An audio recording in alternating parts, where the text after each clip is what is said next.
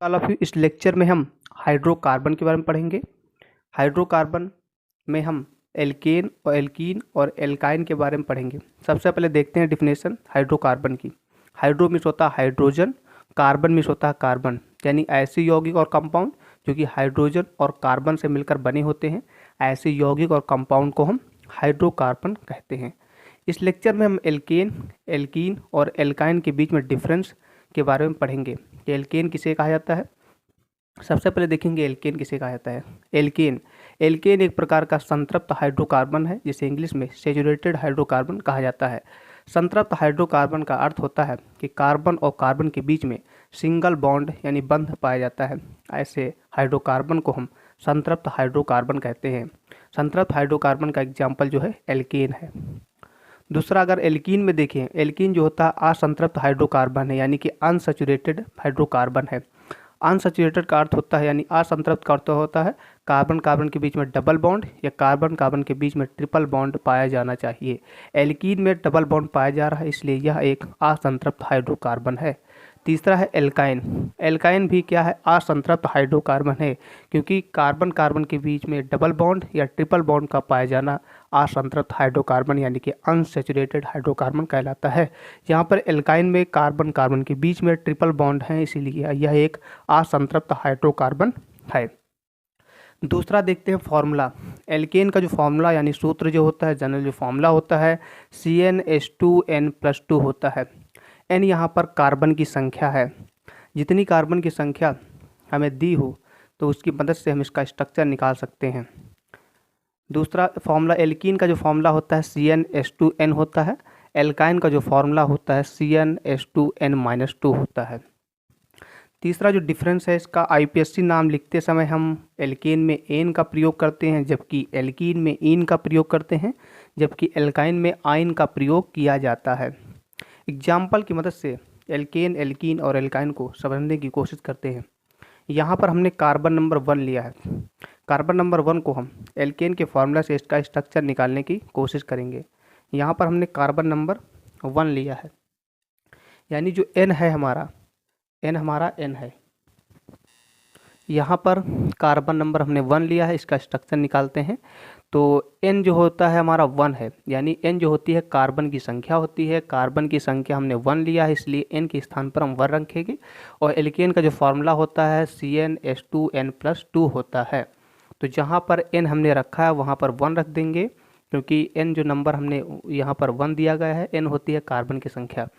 H2 लिखा है, H2 हमने यहाँ पर लिख दिया है, इंटू लगाएंगे और N की जगह पर हम 1 रखेंगे, क्योंकि N जो है 1 यहाँ पर दिया गया है। प्लस लिखा है तो प्लस यहाँ लिख देंगे, 2 दिया गया है तो 2 लिख देंगे। इस प्रकार हमने देखा कि C अगर इंटू करेगा 1 से तो C आएगा, और H लिखा है तो H यहाँ लिख देंगे, 2 1 जा 2 और 2 जोड़ देंगे इसमें तो 4 हो जाएगा। इस प्रकार CH4 बनता है। CH4 जो होता है इसका स्ट्रक्चर हम बनाएंगे। सेंट्रल में एटम लिखेंगे कार्बन और इससे 4 हाइड्रोजन जुड़े हैं, तो 4 हाइड्रोजन हम इससे जोड़ देंगे। अब इसका IPSC नाम लिखते समय हम जो है सबसे पहले कार्बन नंबर देखेंगे किस पर है। कार्बन नंबर 1 पर है, तो कार्बन नंबर 1 के लिए हम मेथ लिखते हैं, तो यहाँ पर मेथ लिख देंगे। और कार्बन और हाइड्रोजन के बीच में सिंगल बॉन्ड यहाँ पर लगा है। सिंगल अगर बॉन्ड यहाँ पर लगा है तो वहाँ पर हम एन लगाते हैं, तो यहाँ पर हम एन लिख देंगे, तो मेथ प्लस एन हो जाएगा मेथेन। इस प्रकार हम किसी भी कार्बन का IPSC नाम जो है, IPSC नाम उसका निकाल सकते हैं इस फार्मूले की मदद से। दूसरा एग्जाम्पल देखते हैं। यहाँ पर हम कार्बन नंबर 2 लेंगे, तो कार्बन नंबर हमने 2 लिया, इसका फॉर्मूला होता है CnH2n+2 होता है। तो जहाँ पर N लिखा है, N होती है कार्बन की संख्या। कार्बन की संख्या हमारी दी गई है 2, तो जहाँ पर N लिखा है वहाँ पर हम 2 लिख देंगे, तो C लिखा हमने और N की जगह पर हमने लिख दिया 2। H2 लिखा है तो H2 यहाँ पर लिख देंगे और N की जगह पर लिख देंगे हम 2 प्लस का 2, तो यहाँ पर हो जाएगा C2, 2 2 जा 4 और 4 में हम 2 ऐड कर देंगे, हो जाएगा 6। तो यहाँ पर जो होता है C2H6 जो होगा वो निकल आएगा। इसका स्ट्रक्चर बनाते हैं, तो बीच में हम लिख देंगे कार्बन एटम, इससे हाइड्रोजन जोड़ देंगे। इससे हाइड्रोजन हमें जोड़ना है, टोटल 6 हाइड्रोजन जोड़ना है, तो यहाँ पर हमने 6 हाइड्रोजन यहाँ पर जोड़ दिया है। इस प्रकार हमने 6 हाइड्रोजन जोड़ दिया है। तो अब हम इसका नामकरण करेंगे। नामकरण में देखेंगे कार्बन कितने हैं, 1 2 कार्बन है, दो कार्बन को हम एथ बोलते हैं, तो यहाँ पर लिखेंगे एथ, और एथ लिखेंगे और देखेंगे कार्बन और हाइड्रोजन के बीच में जो है सिंगल बॉन्ड यहाँ पर दिया गया है, कार्बन कार्बन के बीच में सिंगल बॉन्ड है, और सिंगल बॉन्ड जब दिया होता है तो वहाँ पर हम एन लगाते हैं, तो यहाँ पर हो जाएगा एथेन। इस प्रकार इसका नाम जो होगा एथेन हो जाएगा। इस प्रकार हम किसी भी कार्बन का स्ट्रक्चर और इसका नामकरण निकाल सकते हैं। एल्कीन, एल्कीन का जो एग्जाम्पल है एथीन, हमने यहाँ पर एग्जाम्पल लिया है, और इसका जो फॉर्मूला होता है CnH2n होता है। एथीन में कार्बन 2 हैं, तो यहाँ पर n जो होगा 2 हो जाएगा, यानी कि जहाँ पर n लिखा है वहाँ पर हमको 2 लिखना है। यहाँ पर n लिखा है, यहाँ हमने 2 लिख दिया है, और H2 लिखा है, H2 यहाँ हमने लिख दिया है, n की जगह पर N2 में हम 2 लिख देंगे, यानी C2H4 जो होगा उसका फॉर्मूला निकल आएगा एथीन का।